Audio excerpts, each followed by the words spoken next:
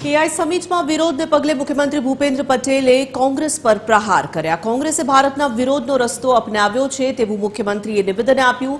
સાથે જ કહ્યું કે સસ્તી પ્રસિદ્ધિ મેળવવા માટે એઆઈ સમિટનો વિરોધ કર્યો। કોંગ્રેસે આવા કૃત્ય માટે શરમ અનુભવવી જોઈએ। કોંગ્રેસે દેશની માફી માંગવી જોઈએ તેવું નિવેદન પણ મુખ્યમંત્રીએ આપ્યું છે। ભાજપનો વિરોધ કરતા કરતા કોંગ્રેસ ભારતનો વિરોધ કરવાનો રસ્તો અપનાવ્યો છે। કોંગ્રેસ આ વિરોધ કરીને પોતાની માનસિક અસ્થિરતા પ્રગટ કરે છે।